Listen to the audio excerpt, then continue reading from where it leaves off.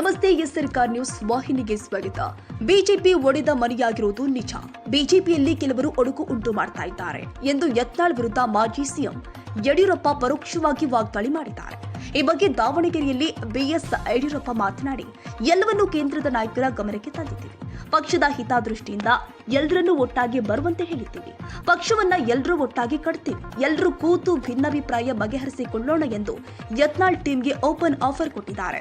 ಈಗಾಗಲೇ ವಕ್ಫ್ ವಿರುದ್ಧ ಸಮರ ಸಾರಿರುವ ಬಿಜೆಪಿ ಶಾಸಕ ಬಸನಗೌಡ ಪಾಟೀಲ್ ಯತ್ನಾಳ್ ಅವರು ಬೀದರ್ನಿಂದ ಚಾಮರಾಜನಗರದವರೆಗೆ 1 ತಿಂಗಳ ಕಾಲ ಜನ ಜಾಗೃತಿ ಅಭಿಯಾನ ಆರಂಭಿಸಿದ್ದು, ಡಿಸೆಂಬರ್ 25ರಂದು ಬೆಂಗಳೂರಲ್ಲಿ ಸಮಾರೋಪ ಸಮಾರಂಭ ನಡೆಯಲಿದೆ.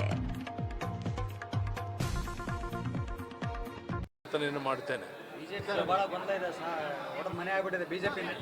ಬಿಜೆಪಿನಲ್ಲಿ ಕೆಲವರು ಒಡಕೊಂಡು ಮಾಡಿರುವಂಥದ್ದು ನಿಜ, ನೀವು ಹೇಳಿದಂತೆಯೇ.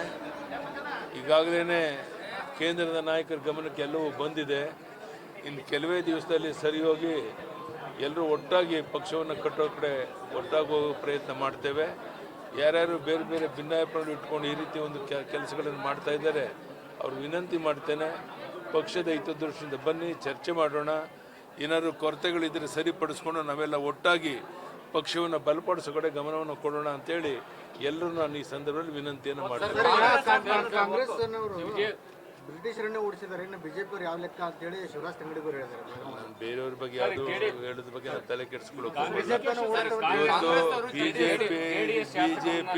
ಬಿಜೆಪಿ JDS ಬರುವಂಥದ್ದು ಹುಡುಗರು ಒಂದಾಗಿ ಮುಂದೆ ಹೋಗ್ತೇವೆ. ಒಟ್ಟಾಗಿ ಮತ್ತೊಮ್ಮೆ ಕರ್ನಾಟಕದಲ್ಲಿ BJP JDS ಸಮ್ಮಿಶ್ರ ಸರ್ಕಾರವನ್ನು ತರೋದಕ್ಕೆ ನಾವೆಲ್ಲ ಪ್ರಾಮಾಣಿಕ ಪ್ರಯತ್ನ ಮಾಡ್ತೇವೆ ಅನ್ನೋ ಮಾತನ್ನು ಈ ಸಂದರ್ಭದಲ್ಲಿ ಹೇಳ್ತೇನೆ. ಇದಕ್ಕೆ ಈಗಾಗಲೇ ಕುಮಾರಸ್ವಾಮಿಯವರು, ದೇವೇಗೌಡರು ಎಲ್ಲರೂ ಸಹ ಸಹಮತವನ್ನು ವ್ಯಕ್ತಪಡಿಸಿರೋದ್ರಿಂದ ನಾವು ಇವರು ಒಟ್ಟಾಗಿ ಒಂದಾಗಿ ಹೋದರೆ ಪಕ್ಷವನ್ನು ಇಲ್ಲಿ ಅಧಿಕಾರಕ್ಕೆ ತರೋದೇನು ಕಷ್ಟ ಆಗೋದಿಲ್ಲ. ಆ ದಿಕ್ಕಿನಲ್ಲಿ ನಾವಿಬ್ಬರು ಒಟ್ಟಾಗಿ ಸೇರಿ ಪ್ರಾಮಾಣಿಕ ಪ್ರಯತ್ನ ಮಾಡ್ತೇವೆ. ಅದು ಯಾವುದೂ ಆಗೋದಿಲ್ಲ. ಅದು ಯಾರೋ ಕೆಲವರು ಉದ್ದೇಶಪೂರ್ವಕವಾಗಿ ರೀತಿ ಅಪಪ್ರಚಾರ ಮಾಡ್ತಾರೆ. ಅದಕ್ಕೆ ನಾನು ತಲೆ